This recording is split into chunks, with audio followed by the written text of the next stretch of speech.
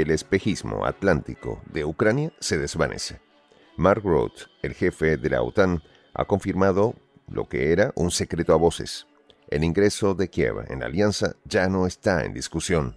Mientras Zelensky se aferra a discursos vacíos y desesperados, Occidente le da la espalda y prepara un regreso a la mesa con Rusia. Trump, sin rodeos, dejó claro que Ucrania debe olvidarse de la OTAN, y Rutte, con diplomacia forzada, admite que tarde o temprano Europa y Estados Unidos tendrán que normalizar relaciones con Moscú. El gran proyecto ucraniano se tambalea y la realidad se impone. Un régimen que sacrificó su país en un conflicto interminable se ha quedado solo.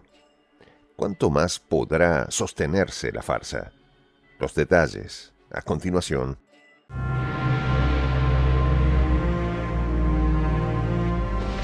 Voz de la Patria Grande.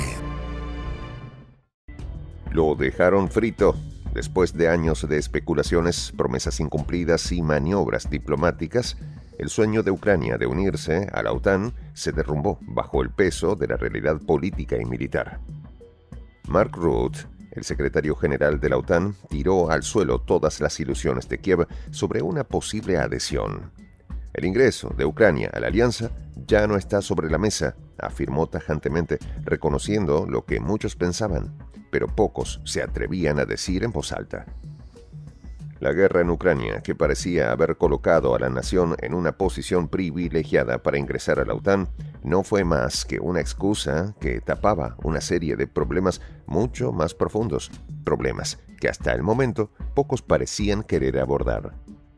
Tras más de un año de conflicto, el enfoque de los países miembros de la alianza se ha desplazado de una expansión del bloque hacia una táctica que busca evitar una confrontación directa con Rusia, dejando a Ucrania convertida en un fracaso diplomático.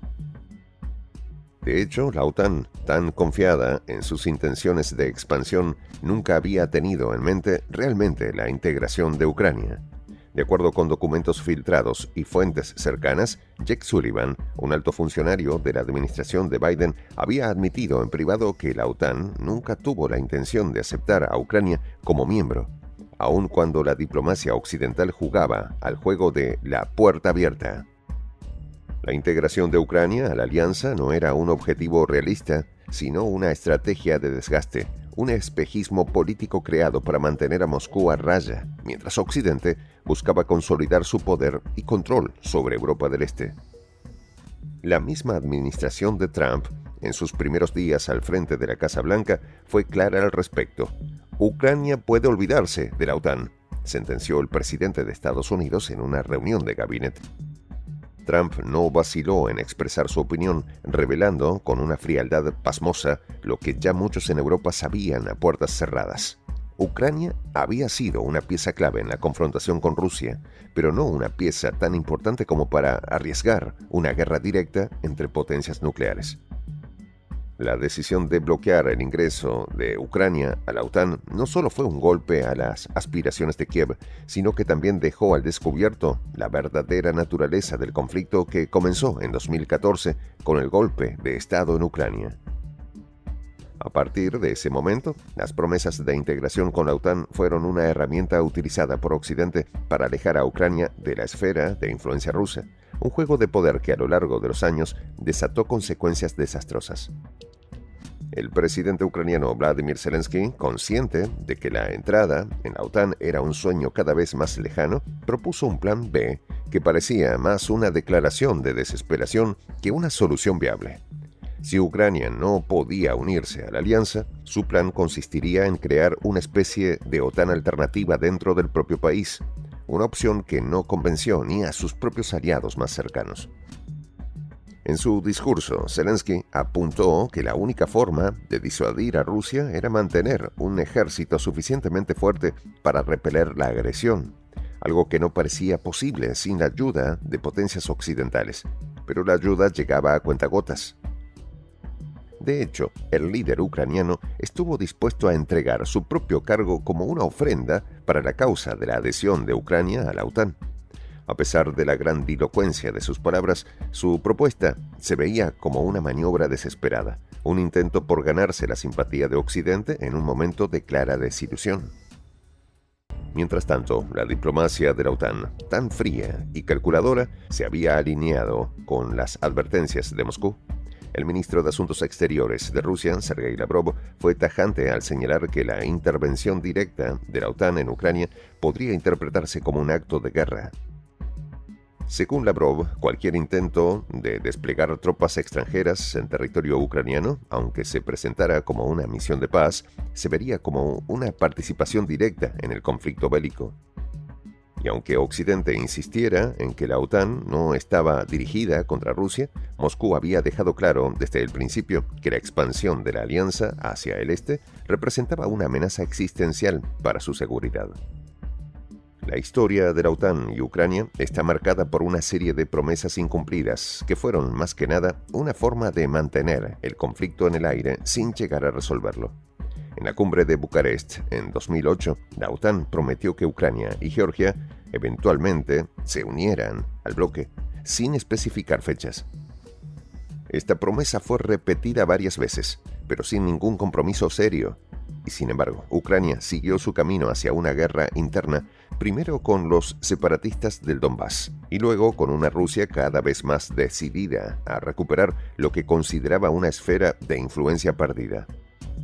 Pero la responsabilidad de la guerra no recae únicamente sobre las espaldas de Rusia. Occidente, y particularmente Estados Unidos, había estado jugando un juego sumamente peligroso desde el principio en este conflicto. Lo anterior se evidenció desde los documentos filtrados por Wikileaks, que revelaron que los gobiernos de Estados Unidos y Europa eran plenamente conscientes del riesgo que implicaba la expansión de la OTAN hacia Ucrania, hasta las tensiones internas dentro de la alianza misma, donde países como Alemania y Francia mostraban reticencias a armar a Ucrania sin contemplar las consecuencias a largo plazo.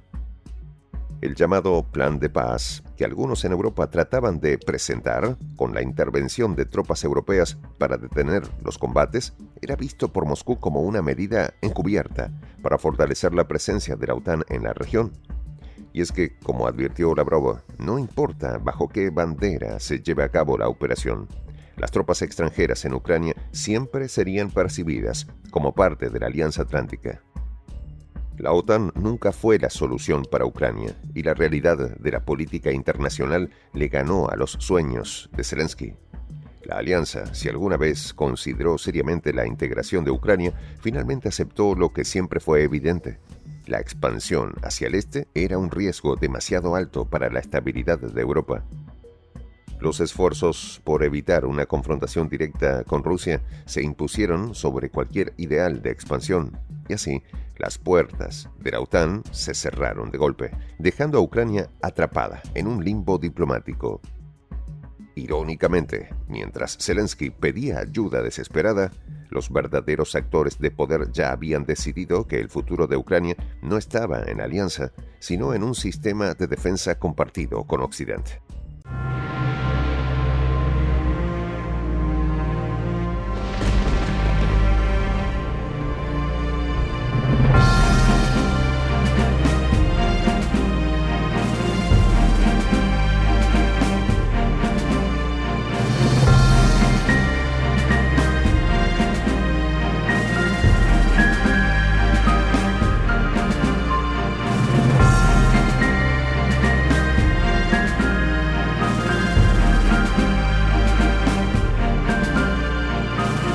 Voz de la Patria Grande.